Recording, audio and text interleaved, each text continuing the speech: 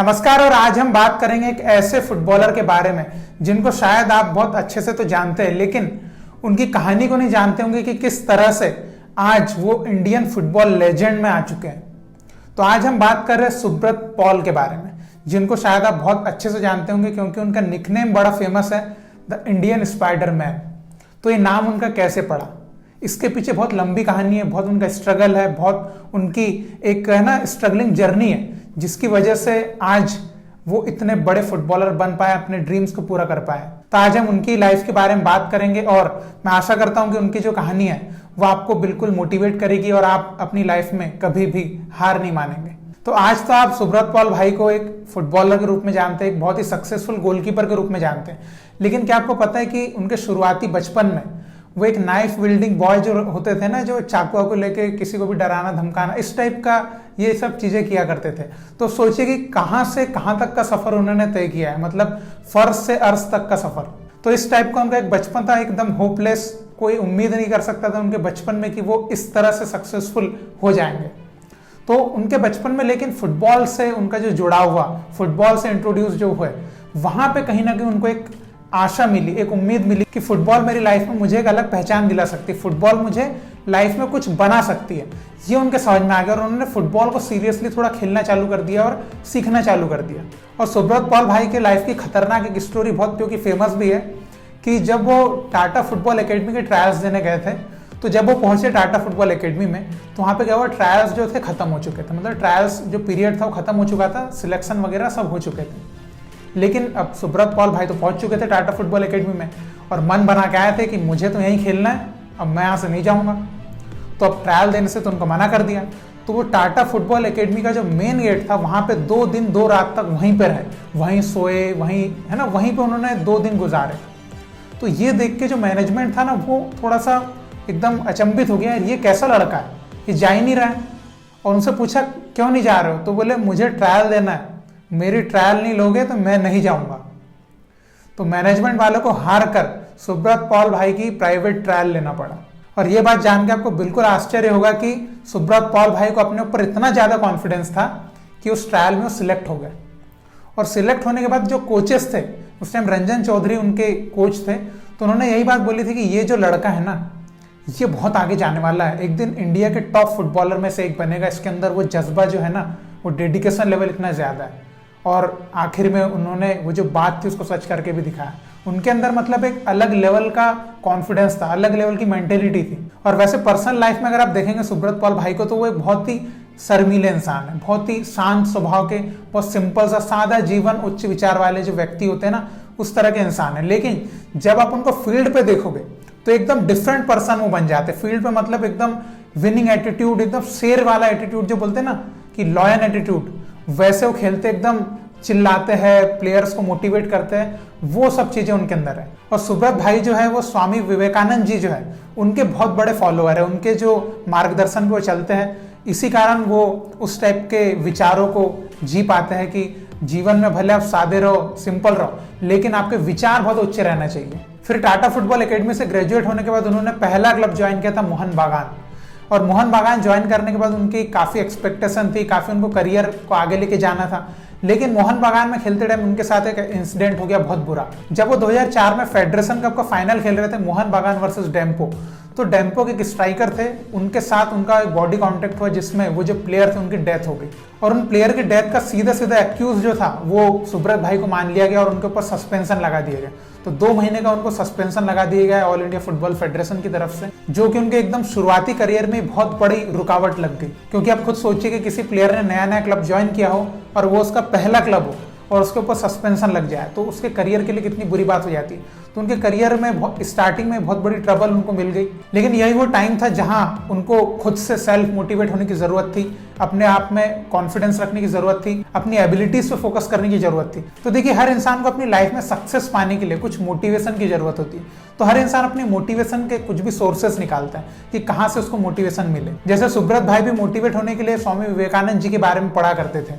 तो आज मैं आपको बताऊंगा एक बहुत ही अच्छे प्लेटफॉर्म के बारे में जिसका नाम है कुकू एफएम, जो कि इंडिया का बेस्ट ऑडियो शो प्लेटफॉर्म। यहाँ पर आप बहुत ही अच्छी बुक समरीज, ऑडियो बुक्स और स्टोरीज सुन सकते हैं। मैंने भी हाल ही में इस प्लेटफॉर्म पर कांट हर्ट मी बुक की समरी सुनी, जो वर्ल्ड के best ultra endurance athlete David Goggins की मोटिवेशनल जर्नी के बारे में, जिसमें वो बताते हैं कि your mind is the most powerful weapon. अगर आप दिमाग में कुछ करने का ठान लें तो आप सब कुछ अचीव कर सकते हैं। जिस तरह डेविड गॉगिंस ने अपनी बॉडी को आखिरी सांस तक लड़ने के लिए ट्रेन किया और सुपर ह्यूमन बन गए। कुकू एफएम की बेस्ट बात है कि यहाँ पर आप आपकी लैंग्वेज में सब कुछ सुन सकते हैं, हिंदी, इंग्लिश, मराठी, जिसमें भी आप चाहें। वैसे तो कुकू एफएम का सब्सक्रिप्शन 399 रुपीज पर ईयर है, बट अगर आप मेरे कूपन कोड DHD50 को यूज करते हैं तो आपको मिलेगा 50% का डिस्काउंट, जो कि कमाल का ऑफर है। तो आप जल्दी से जाइए और कुकू एफएम को डाउनलोड कीजिए, क्योंकि ये ऑफर फर्स्ट 250 यूजर्स के लिए ही वैलिड है। तो डिस्क्रिप्शन में, कमेंट बॉक्स में आपको लिंक मिल जाएगी, वहां से आप कुकू एफएम को डाउनलोड कर सकते हैं। तो सुब्रत भाई के ऊपर जो सस्पेंशन लगा था वो उनकी लाइफ का एक बहुत बड़ा डाउन टाइम था।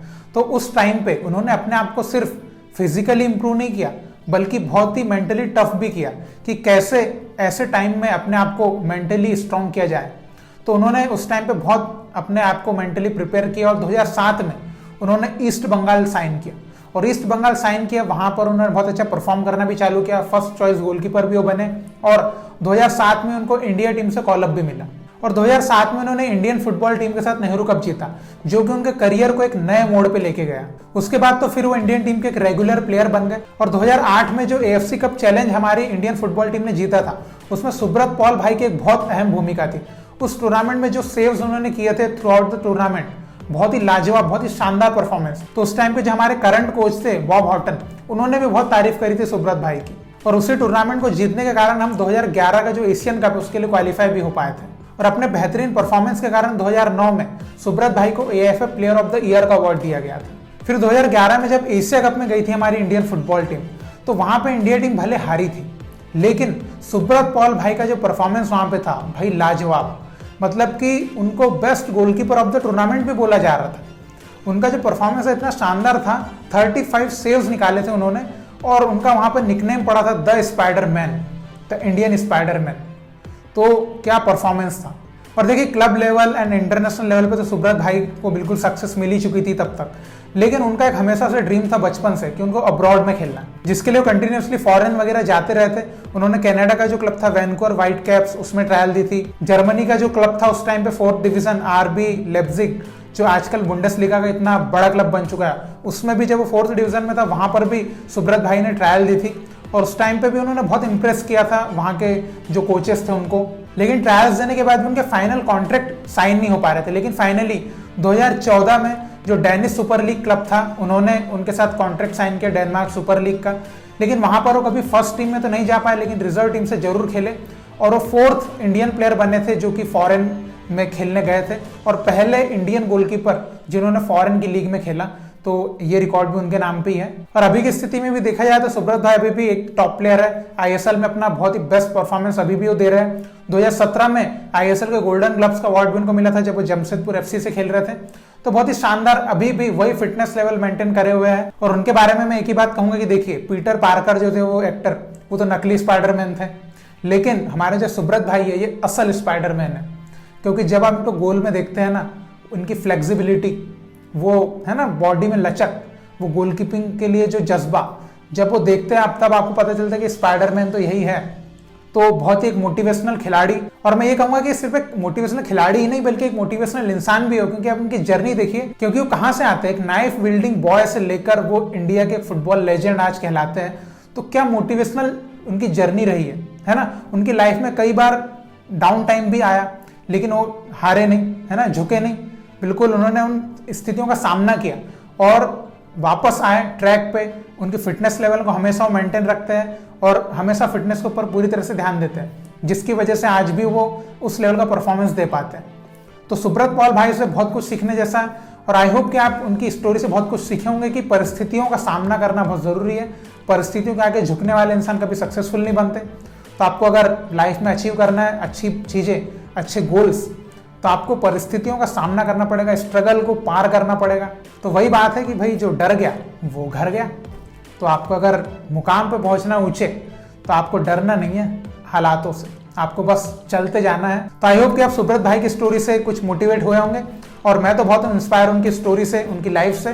तो आई होप कि आप भी अब अपनी लाइफ में हारेंगे नहीं, झुकेंगे नहीं, बस बढ़ते चले जाएंगे। तो सुब्रत भाई की स्टोरी से आप क्या सीखे और सुब्रत भाई के बारे में आप जो कुछ भी कहना चाहें जरूर कमेंट में लिख के बताइएगा। और इसी तरह आप जो है इंडियन फुटबॉल को सपोर्ट करते रहिए। बहुत बहुत शुक्रिया वीडियो देखने के लिए। जय हिंद, जय भारत।